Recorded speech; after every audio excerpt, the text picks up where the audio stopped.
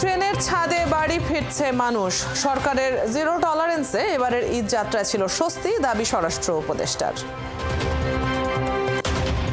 এবছর মহাসড়কে নেই ঈদ যাত্রার সেই চিরচেনা তীব্র যানজট, নিয়ন্ত্রণে পথে আছে আইন শৃঙ্খলা বাহিনী। নৌপথে বাড়ি ফিরছে অন্তত 10 লাখ নগরবাসী, ধারণ ক্ষমতার দ্বিগুণের বেশি যাত্রী বহনের অভিযোগ। 5 স্তরের নিরাপত্তায় জাতীয় ঈদগাহের জামাতে অংশ নেবে অন্তত 35,000 মুসল্লি, প্রস্তুত ডিএমপি। সংস্কারের নামে নির্বাচন পেছানোর যৌক্তিকতা নেই, সংকট তৈরি হলে রাজপথে নামার হুঁশিয়ারি ফখরুলের।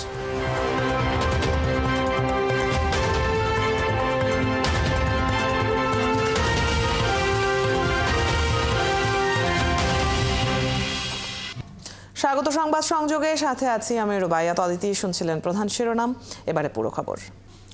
ঈদের ছুটিতে আজও রাজধানী ছাড়ছে মানুষ। এবার লম্বা ছুটি হওয়ায় অনেক মানুষ আগেই বাড়ি ফিরেছেন, ফলে শেষ সময়ে অন্যবারের তুলনায় ভোগান্তি কিছুটা কম। সড়ক পথে ঈদ যাত্রার খবর জানবো। মহাখালী বাস টার্মিনাল থেকে যোগ দিচ্ছেন সহকর্মী জেমসন মাহবুব। জেমসন, বাস টার্মিনালে আজ ঘরে ফেরা মানুষের চাপ কেমন দেখছেন? কোনো ধরনের অভিযোগ পেয়েছেন কিনা এর মধ্যে?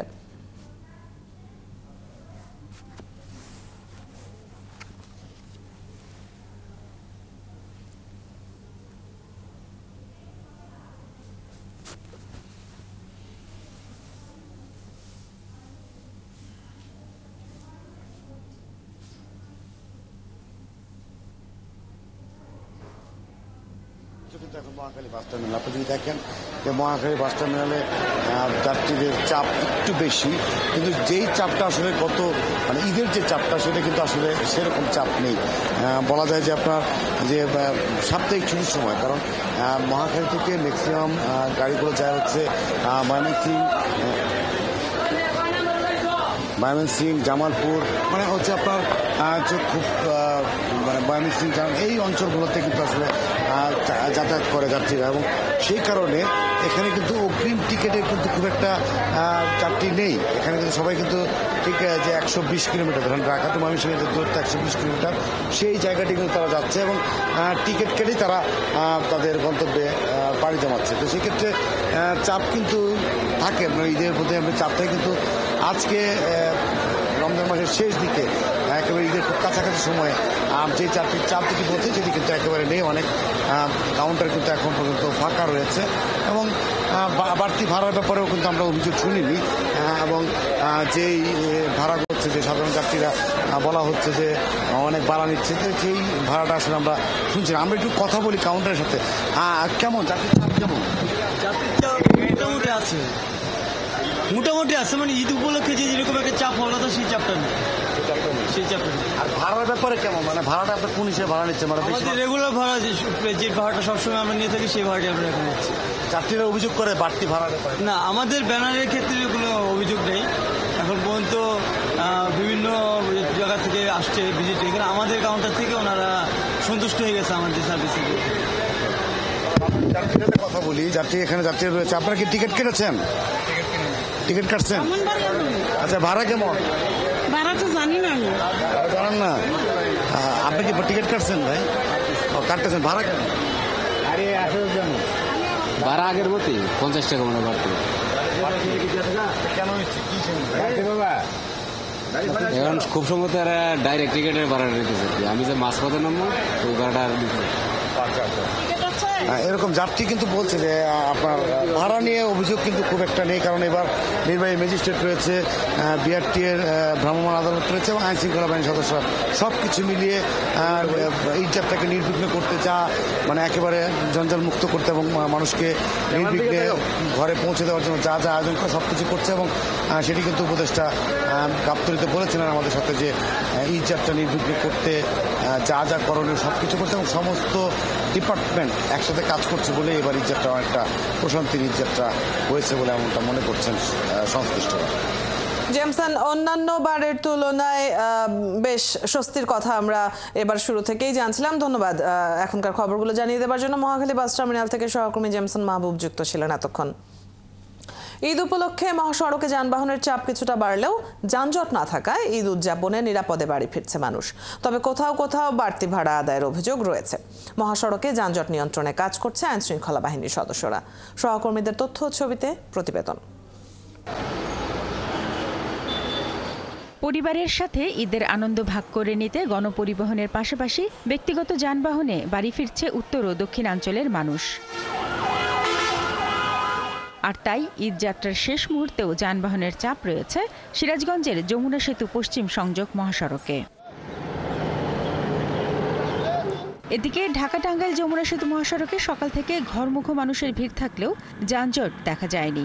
এ মহাসড়কে যানজট নিয়ন্ত্রণে কাজ করছে পুলিশ, শিক্ষার্থী ও স্বেচ্ছাসেবকরা। টোল প্লাজা একবারে ফাঁকা।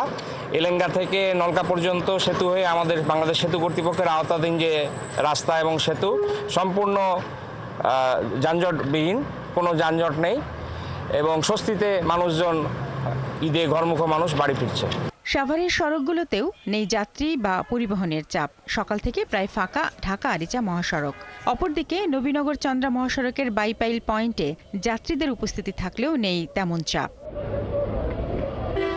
ঈদ যাত্রায় এবারে ময়মনসিংহের ঘরমুখো মানুষ সড়কের স্বস্তি পেলেও বাড়তি ভাড়া আদায় হয়েছে।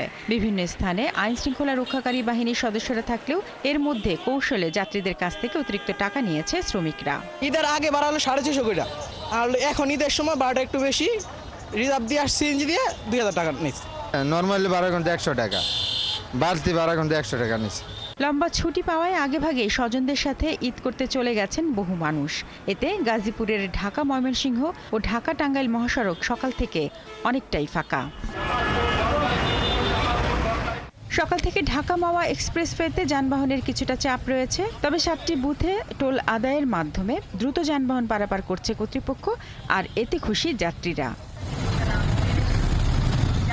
ঈদ যাত্রায় ঢাকা চট্টগ্রাম মহাসড়কের কুমিল্লার 105 কিলোমিটার মহাসড়কে চলাচল নিরাপদ রাখতে মহাসড়কের গুরুত্বপূর্ণ 12টি পয়েন্টে সতর্ক অবস্থায় ছিল আইন শৃঙ্খলা বাহিনী। নারের টানে বাবার কাছে ফিরে যাব, আবার ইনশাআল্লাহ ইচ্ছাতে চাকরি জীবনে ফিরে যাব। কোনো যানজট নাই, কোনো জায়জামালা নাই, আলহামদুলিল্লাহ নিরাপদ পরিবেশ। বাড়ি ফেরা মানুষের ঢল নেমেছে রাজবাড়ীর দৌলদিয়া লঞ্চ ও ফেরিঘাটেও। বরাবরের মতো প্রতিটি লঞ্চ ধারণ ক্ষমতার বেশি যাত্রী নিয়েই পারাপার হয়েছে। শারমিন স্বপ্না, ৭১।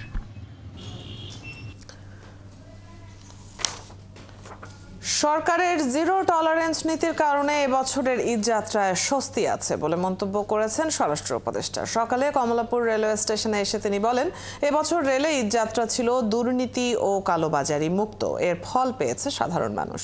এ সময় রেলের ডিজি জানান, মানুষ যাতে স্বস্তিতে ফিরে আসতে পারে সেই লক্ষ্যে সব রকম ব্যবস্থা গ্রহণ করা হয়েছে। এদিকে ঈদ যাত্রার শেষ দিনে রেল স্টেশনে ছিল ভিড়, এমনকি ট্রেনের ছাদেও বাড়ি ফিরছেন অনেকে। বিস্তারিত জানাচ্ছেন মাইনুল মারুফ।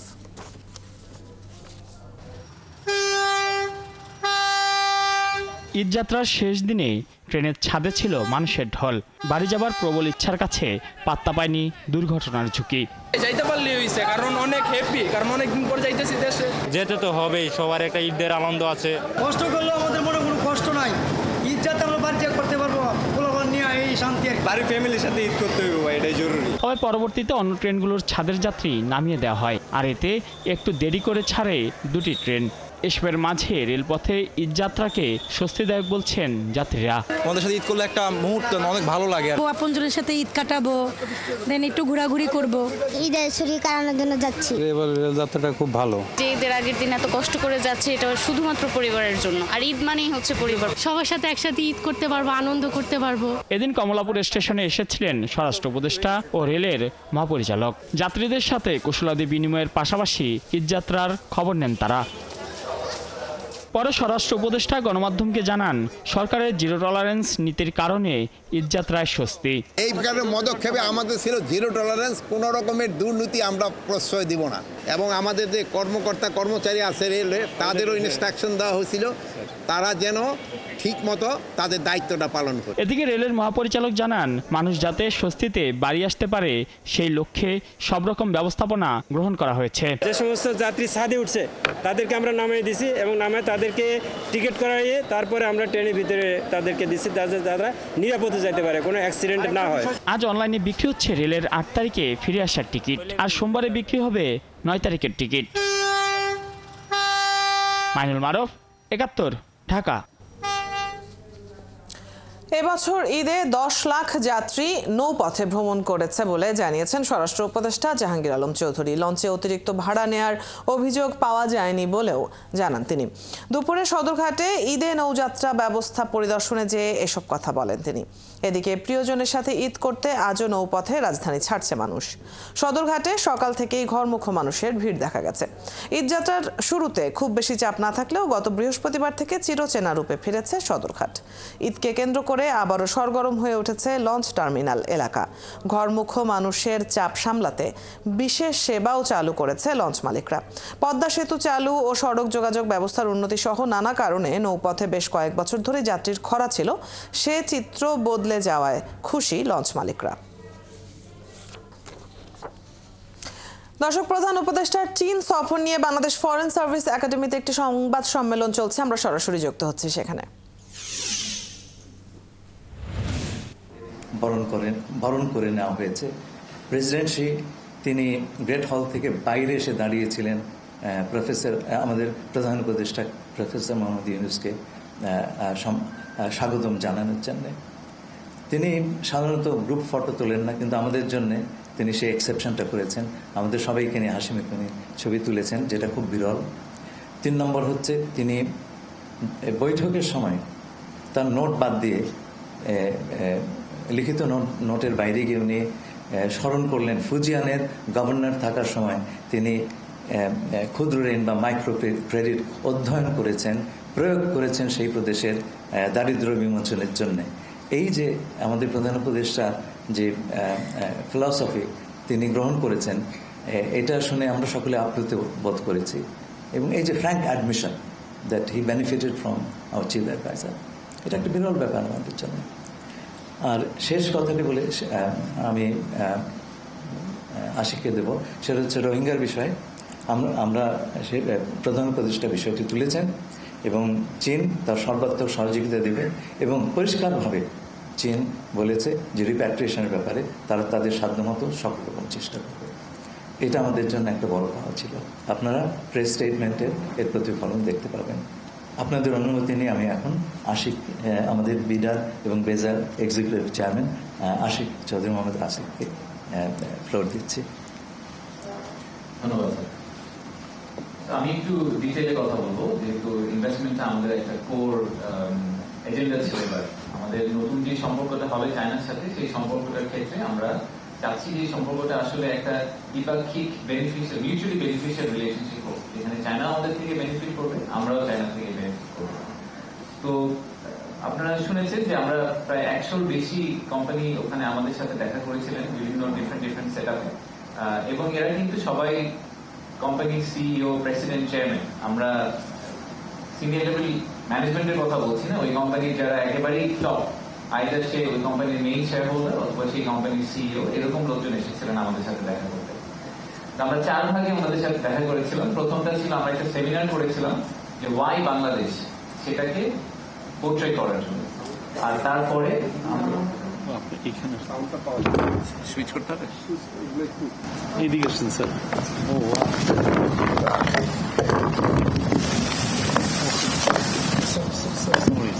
ঠিক আছে, হ্যাঁ।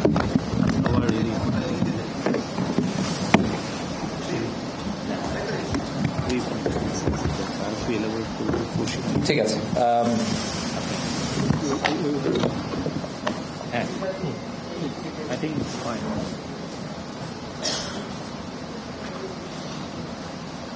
So আমি আবার প্রথম থেকে ফেরত আসি যে আমরা এখন শোনা যাচ্ছে? জি, আচ্ছা, থ্যাংক ইউ।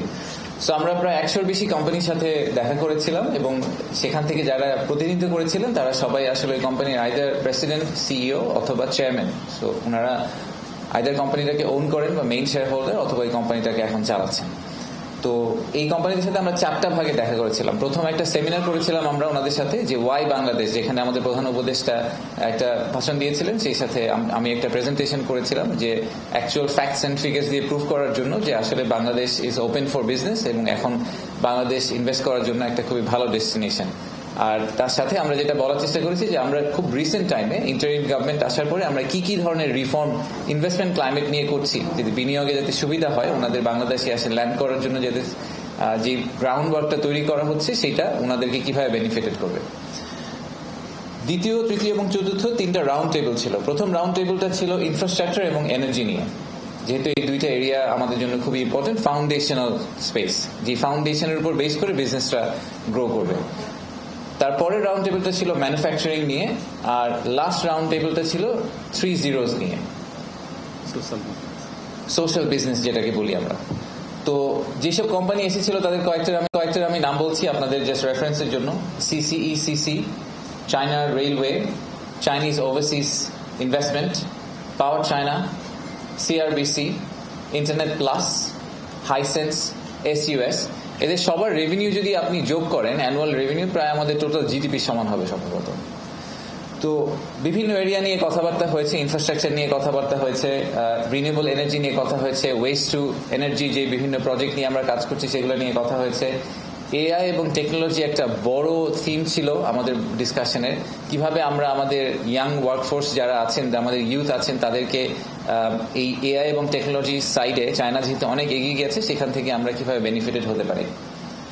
তো আপনারা এটাও দেখেছেন যে আমরা টোটাল একটা $2.1 বিলিয়ন ডলারের কমিটমেন্টের কথা বলছি। তো এই 2.1 বিলিয়নটা আগের সব বড় বড় নাম্বার থেকে একটা বড় কারণে ডিফারেন্ট। সেই ডিফারেন্সটা হচ্ছে যে আপনারা আগে যে নাম্বারগুলো আমরা সিকিউর করে এসেছি তার মেজরিটি ছিল লোন ফর্মে। তো দেখা যেত যে একটা বড় অংশ হচ্ছে গিয়ে আমরা লোন নিব। তো লোন নেওয়ার একটা পজিটিভ আছে, পজিটিভটা হচ্ছে যে ইমিডিয়েটলি টাকাটা চলে আসে, নেগেটিভটা হচ্ছে এই টাকাটাকে আমাদের আবার ফেরত দিতে হয়। সো এই ইকোনমিতে টাকাটা ঢুকার পরে একসময় আবার বের হয়ে যায়, আর একটু ইন্টারেস্ট সহ আমাদেরকে বের করে দিতে হয়। ওয়ারেস যদি ইনভেস্টমেন্ট আসে, সেই ইনভেস্টমেন্ট নাম্বারটা কিন্তু actual genuine injection into hour economy, এই টাকাটা কখনো এই দেশ থেকে যাবে না। এবং এই ইনভেস্টমেন্টের ফলশ্রুতিতে যে পরিমাণ এমপ্লয়মেন্ট জেনারেশন হবে সেটা আসলে ক্লাসিক লোন থেকে কখনোই হয় না। এইবার এই $2.1 বিলিয়ন ডলারের মধ্যে প্রায় $1 বিলিয়ন ডলারের অধিক অ্যামাউন্টটা হচ্ছে আসলে ইনভেস্টমেন্ট কমিটমেন্ট। এই ইনভেস্টমেন্ট কমিটমেন্ট প্রায় 30টা চাইনিজ কোম্পানি করেছে, এবং 30টা চাইনিজ কোম্পানি করেছে মূলত আমাদের যে আনোয়ারাতে একটা Chinese economic and industrial zone নিয়ে আমরা কাজ করছি সেটার উপর বেসিস করে। প্রায় 800 একর জমির উপরে একটা চাইনিজ ইকোনমিক ইন্ডাস্ট্রিয়াল জোন নিয়ে কাজ হচ্ছে।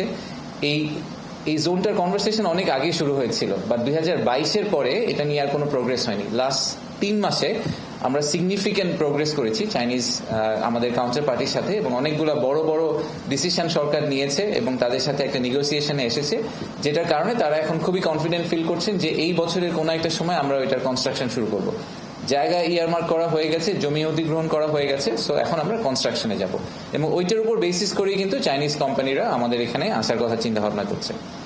আর বাকি অংশটা হচ্ছে তার যে 750 মিলিয়নের মতো আমরা লোনের কথা বলছি, তার মধ্যে আবার অর্ধেক হচ্ছে ওই ইন্ডাস্ট্রিয়াল ইকোনমিক জোন ডেভেলপমেন্টের জন্য, অন্য অর্ধেক হচ্ছে মংলায় আমাদের একটা মডার্নাইজেশন প্রজেক্ট চলছে, মংলা পোর্টকে যাতে আমরা আর একটু ভাইব্রেন্ট করতে পারি। তো এইবার আমাদের এই সফরে একটা এডিশনাল প্রপোজাল এসেছে চায়না থেকে, যে যেহেতু মংলা পোর্টটা ওনারা রিমডার্নাইজেশন করছেন, সেটার পাশাপাশি ওখানে ওনারা একটা ইকোনমিক জোন করার কথা চিন্তা ভাবনা করছেন, এবং আমাদেরকে প্রপোজাল দিয়েছেন যে আমরা যদি রাজি থাকি তাহলে ওখানে ওনারা একটা সেকেন্ড চাইনিজ ইকোনমিক জোন নিয়ে কাজ করবেন এবং ওখানে ওনারা ইনভেস্ট করবেন।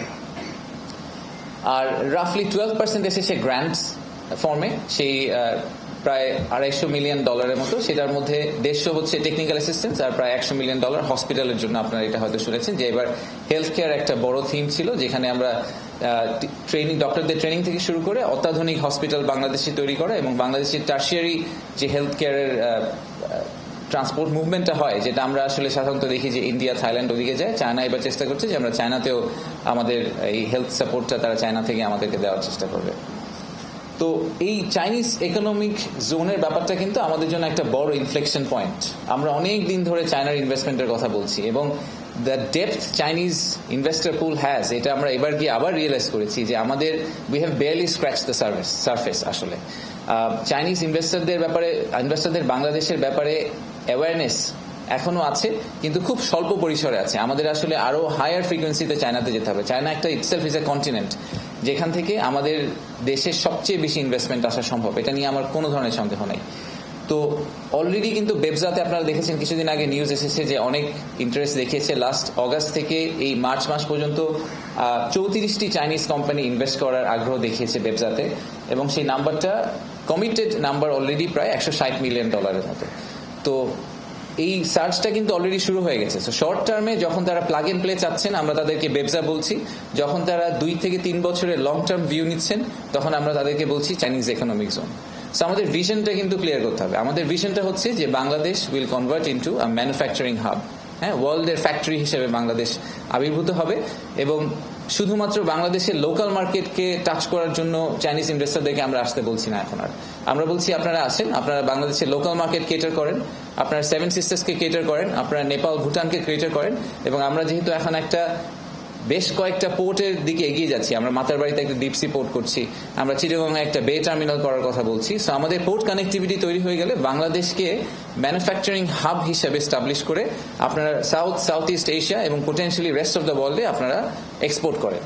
সো এই প্রপোজিশনটাই কিন্তু এবার আমরা চাইনিজদের কাছে নিয়ে গিয়েছি, এবং সেটার উপর বেসিস করে ওনারা অনেক আগ্রহ দেখাচ্ছে।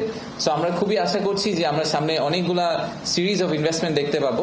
আমাদের যে আপকামিং সামিট আছে সেখানে চাইনিজ ডেলিগেশনটা সবচেয়ে বড়, এখন পর্যন্ত 96 জন চাইনিজ ইনভেস্টর আসার কথা বলেছেন। বাট এই আমাদের এই সফরের পরে আরো অনেকে আগ্রহ দেখিয়েছেন। সো আমার ধারণা নাম্বারটা 100-র বেশি হয়ে যাবে শুধু চায়না থেকে।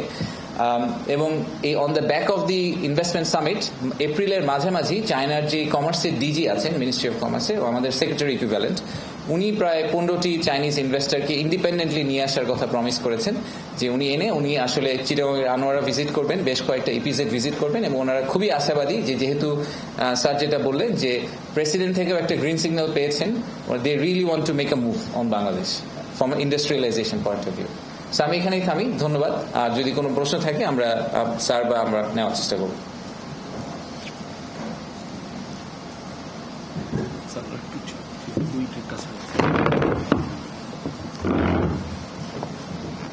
নাম বলবেন এবং আপনার প্রতিষ্ঠানের নাম বলবেন।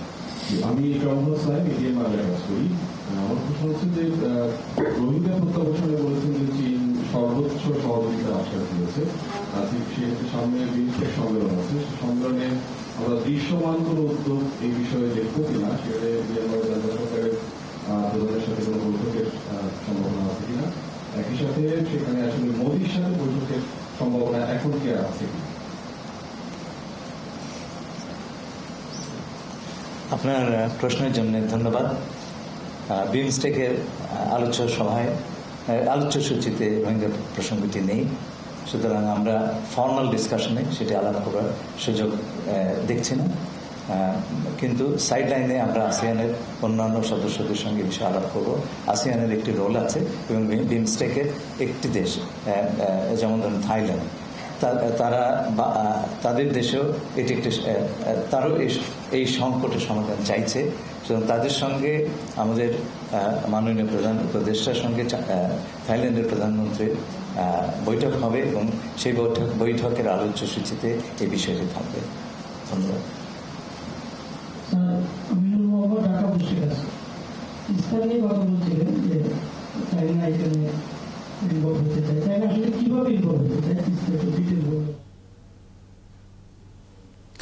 প্রধান উপদেষ্টার চীন সফর নিয়ে বাংলাদেশ ফরেন সার্ভিস একাডেমিতে সংবাদ সম্মেলন করছেন ডক্টর ইউনূসের high representative doctor Khalilur Rahman এবং বাংলাদেশ বিনিয়োগ উন্নয়ন কর্তৃপক্ষ বিডার নির্বাহী চেয়ারম্যান আশিক চৌধুরী। আমরা এতক্ষণ সরাসরি যুক্ত ছিলাম সেই সংবাদ সম্মেলনে।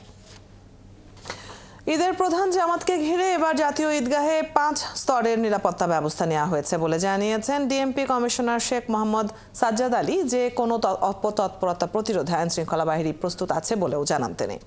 সকালে জাতীয় ঈদগাহ ময়দানে নিরাপত্তা ব্যবস্থা দেখতে গিয়ে একথা জানান তিনি। ডিএমপি কমিশনার বলেন, এবার ঈদের সুনির্দিষ্ট কোনো হুমকি নেই, তবে সব ধরনের চ্যালেঞ্জ মাথায় রেখেই নিরাপত্তা ব্যবস্থা নেওয়া হয়েছে। এবার নিরাপত্তায় 15,000 পুলিশ সদস্যের পাশাপাশি সিটিটিসি, সাদা পোশাকের গোয়েন্দা পুলিশ, সেনাবাহিনী সহ বিভিন্ন আইন শৃঙ্খলা বাহিনীর সদস্যরা দায়িত্ব পালন করবেন বলেও জানান তিনি। এদিকে সারা দেশে র্যাবের টহল ও গোয়েন্দা নজরদারি বাড়ানো হয়েছে বলে জানিয়েছেন র্যাব মহাপরিচালক। ঈদের সময় বিনোদন কেন্দ্রগুলোতেও নিরাপত্তা ব্যবস্থা রাখা হয়েছে বলে জানান তিনি।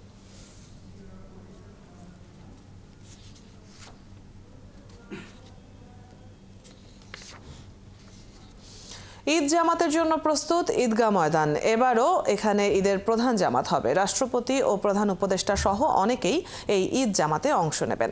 প্রায় ৩৫,০০০ মুসল্লির একসঙ্গে নামাজ আদায় করার জন্য প্রস্তুত করা হয়েছে জাতীয় ঈদগাহ ময়দান। ঈদের জামাত অনুষ্ঠিত হবে সকাল 8:30টায়। তবে বৈরী আবহাওয়া থাকলে বায়তুল মোকাররম জাতীয় মসজিদে সকাল 9টায় ঈদ জামাত হবে। নারীদের জন্য রাখা হয়েছে বিশেষ ব্যবস্থা।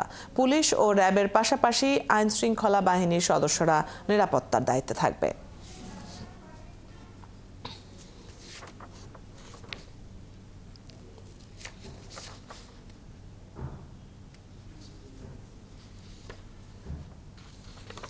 এবার পুরাতন বাণিজ্য মেলার মাঠে কেন্দ্রীয়ভাবে ঈদের জামাত হবে।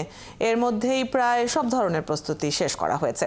সকাল 8:30টায় সেখানে ঈদের জামাতে অংশ নেবেন সরকারের বেশ কয়েকজন উপদেষ্টা সহ বিশিষ্ট ব্যক্তিরা। ঢাকা উত্তর সিটি কর্পোরেশনের উদ্যোগে এবার এই মাঠে বড় ঈদ জামাতের আয়োজন করা হয়েছে। জামাত শেষে ঈদের আনন্দ মিছিলেরও প্রস্তুতি নেওয়া হয়েছে। এছাড়া সংসদ ভবনের সামনে বিশেষ সাংস্কৃতিক অনুষ্ঠানেরও আয়োজন করা হয়েছে। এর পাশাপাশি চীন মৈত্রী সম্মেলন কেন্দ্রের সামনে 2 দিনের ঈদ মেলাও হবে।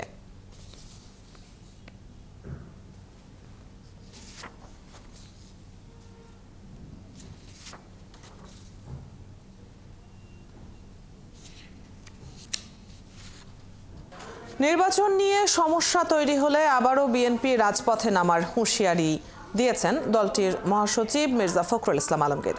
সংস্কারের কারণে নির্বাচন পেছানোর কোনো যৌক্তিকতা নেই বলেও মনে করেন তিনি। রবিবার গুলশানে এক সংবাদ সম্মেলনে মির্জা ফখরুল এসব কথা বলেন। প্রধান উপদেষ্টার চীন সফরকে ইতিবাচক উল্লেখ করে তিনি বলেন, ভূরাজনৈতিকভাবে চীনের সঙ্গে সম্পর্ক স্থাপন খুবই জরুরি। নিজেদের স্বার্থেই চীন, ভারত, পাকিস্তান, মিয়ানমারের মতো দেশগুলোর সঙ্গে সম্পর্ক রাখতে হবে।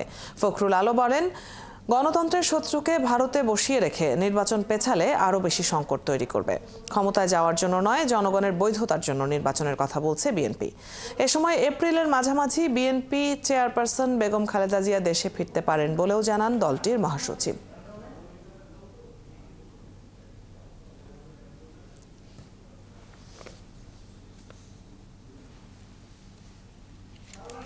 কিছু কিছু মহল তারা নির্বাচনকে পিছিয়ে দিতে চান।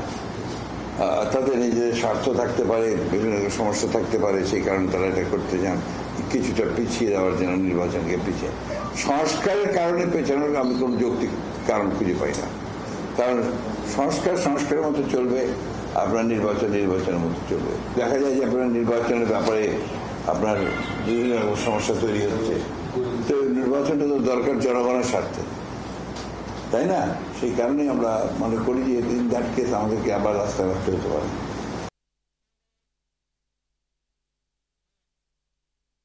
খুলনা যৌথ বাহিনীর সাথে সন্ত্রাসীদের গুলি বিনিময়ের ঘটনা ঘটেছে। উভয় পক্ষের পাল্টাপাল্টি গুলিতে 3 পুলিশ সদস্য সহ 11 সন্ত্রাসী আহত হয়। পুলিশ জানায়, গোপন সংবাদের ভিত্তিতে রবিবার ভোরে নগরীর সোনাডাঙ্গা আরামবাগ এলাকায় যৌথ বাহিনী একটি দল শীর্ষ সন্ত্রাসী পলাশ ও তার সহযোগীদের অবস্থান জানতে পেরে একটি বাড়ি ঘেরাও করে রাখে।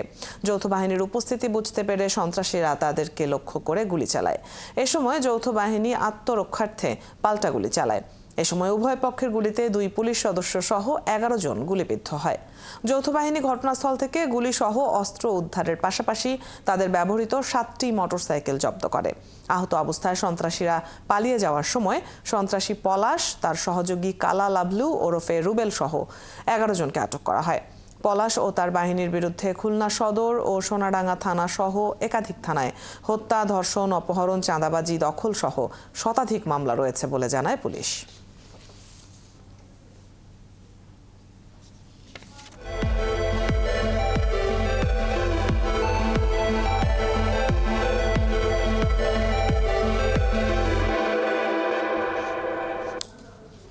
দেশের অন্যান্য জেলার মতো গাইবান্ধা ও পিরোজপুরেও জমে উঠেছে শেষ সময়ের ঈদ বাজার। দাম নিয়ে ক্রেতাদের মধ্যে অসন্তোষ থাকলেও চাহিদা মতো পোশাক পাচ্ছেন। যার যার সাধ্য মতো কেনাকাটা চলছে সকাল থেকে রাত পর্যন্ত। জামা কাপড় কেনা শেষে ম্যাচিং করে জুতা, স্যান্ডেল কিনতে ক্রেতারা ভিড় করছেন অভিজাত মার্কেট থেকে ফুটপাত পর্যন্ত। সহকর্মীদের তথ্য ও ছবিতে প্রতিবেদন। দরজায় কড়া নাড়ছে ঈদ, জমে উঠেছে শেষ সময়ের ঈদ বাজার। গাইবান্ধা শহরে শপিং মলগুলোতে ক্রেতাদের ভিড়। অনেকে জামা কাপড়ের সাথে মিলিয়ে কিনছেন পছন্দের জুতা স্যান্ডেল। অভিজাত বিপণী বিতান থেকে শুরু করে ফুটপাতের জুতার দোকানগুলোতেও চলছে শেষ সময়ের বেচাকেনা। ভালো বেচাকেনায় খুশি ক্রেতা ও বিক্রেতারা। সামনে ঈদ যেহেতু টুকটাক করে কিনতেই হচ্ছে। কম রেটের ভিতরে ফুটপাতেও ভালো জিনিস পাওয়া যায়। আসলে বাজার অনেক চড়া, দাম বেশি, তারপরেও বাচ্চাদের নেওয়া হয়। 6-7 দিন থেকে আমাদের বেচাকেনা জমে ওঠে বেশি আর স্যান্ডেল কেনার পর তারপর আরো কিছু সাজসজ্জা থেকেই যায়। মেয়েদের ছেলেদের যদিও বা মেয়েদের তো সাজসজ্জা আবার বেশি, 100 টাকা 200 টাকার মধ্যে হয়, এই জন্য মানুষ আমাদের এখানে একটু বেশি আসে। আলহামদুলিল্লাহ মোটামুটি ব্যবসা ভালো। এদিকে পিরোজপুরে বেলা বাড়ার সাথে সাথেই দোকানগুলোতে বাড়ছে ভিড়। বিদেশি পোশাকের চাহিদা থাকলেও দাম এবং মানে দেশি পোশাকেই কিনছেন ক্রেতারা। শার্ট প্যান্ট পাঞ্জাবি ফ্রক সব ধরনের মালই চলছে বেশি। না আলহামদুলিল্লাহ মোটামুটি ভালো হয়েছে এবার বেচা কিনা। ঈদ বাজার কেন্দ্র করে প্রশাসনের পাশাপাশি ব্যবসায়ী সমিতির রয়েছে বিশেষ ব্যবস্থা। আমরা সার্বক্ষণিক মনিটরিং করতেছি, ব্যবসায়ীরাও আছে, ব্যবসায়ী টিমও আছে এবং পুলিশ প্রশাসন আছে। পোশাকের দাম নিয়ে মিশ্র প্রতিক্রিয়া থাকলেও ঈদের বাজার করে খুশি সব শ্রেণীর ক্রেতারা। নূর তাজমিন নীর, ৭১।